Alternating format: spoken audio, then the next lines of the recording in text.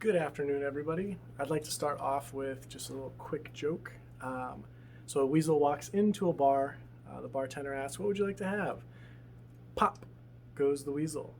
Now, for those of you that don't understand, some people in the Midwest and our northern Minnesota friends like to call this pop. It's clearly soda. But anyway, welcome to our devotion this week. My name is Christian, and today I would like to talk about laughter. And so we're going to be reading from Ecclesiastes chapter 3, verses 1 through 8. There is a time for everything, and a season for every activity under heaven, a time to be born and a time to die, a time to plant and a time to uproot, a time to kill and a time to heal, a time to tear down and a time to build, a time to weep and a time to laugh, a time to mourn and a time to dance, a time to scatter stones and a time to gather them, a time to embrace and a time of refrain, a time to search and a time to give up, a time to keep and a time to throw away, a time to tear and a time to mend, a time to be silent and a time to speak, a time to love and a time to hate, a time for war and a time for peace. And for today, I would like to focus on a time to weep and a time to laugh. So I know that with everything that we have going on in the world, it's hard to sit back and just find a moment of laughter and humor sometimes. And so today I wanted to do something a little bit out there and share a story of my own that one may consider embarrassing. I've gotten to the point where I've accepted it's happened. It happened to me. So this all started in my English class. I believe I was in either the 11th or 12th grade. I had finished my assignment for the day. We had a substitute, and so we had a few of us that had finished our assignments, and we were playing a game of charades, and it came up to my turn. And I remember being in class, I drew the clue out from the hat, and I read it, and it was Sacagawea. And I remember the first impulse I had was, baby, throw the baby over the side through all the illustrations that we see where she's carrying it and the little baby Bjorn on her back, and then point in a direction. Well, in the process of going through that acting job, so I had my baby, I threw her back, and I kind of did like a sitting motion.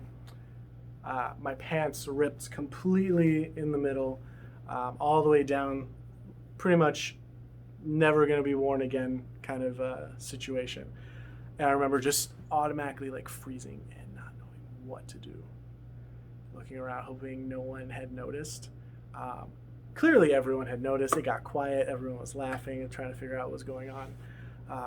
And at that point I was so embarrassed, and the worst part was we had a pep rally at the end of that day, and that was the class right before it. And so it was one of those, am I going to be wearing my pants ripped all the way through a pep rally where literally everybody in the school is going to be able to see it?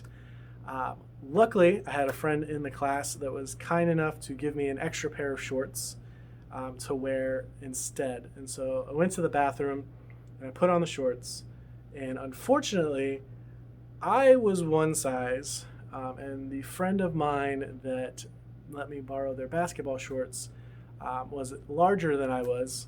And so I came out of the bathroom holding my shorts up as I was walking, but I was able to successfully take part in the pep rally, mainly by sitting most of the time, and I was able to get home without too much of a fuss after that.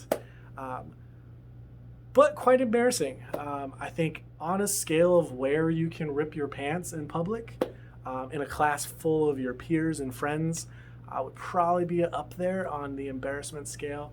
And I remember just being mortified and just, it was a terrible time. But now looking back at it, I'm able to laugh and enjoy that moment, but also just that act of kindness from my classmate. And so today what I want us to do is to take that extra time to try and find something today that reminds us of some fun in our lives, but also just that extra perspective of looking back on something Because even though we've been separated, even though we are having to do things digitally and over Zoom, we still have those moments of kindness, those moments of laughter, those moments of joy. And that's what the time is right now for. And so while we are separated right now, it might be a time of separation just around the corner. Hopefully we'll have our time together again. And so I thank you for joining me today. And I thank you for laughing along with me. And if you have your own stories, we would love to be able to hear them as well. So feel free to send those in. Have a great Friday, everyone. And we will be closing in prayer. And I hope to see you again soon. The Lord be with you. Dear God, thank you so much for this opportunity to gather together today, to take time out of our schedule to laugh, to be a part of something just joyful and exciting. I thank you for getting me through that time and the embarrassment that I went through, but I also thank you for sending me that neighbor of kindness so that I did not have to suffer more than needed.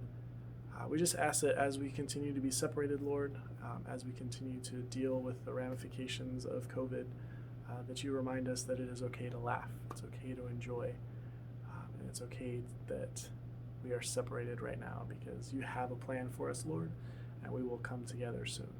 We ask all this in your name, Jesus Christ. Amen. Have a great day.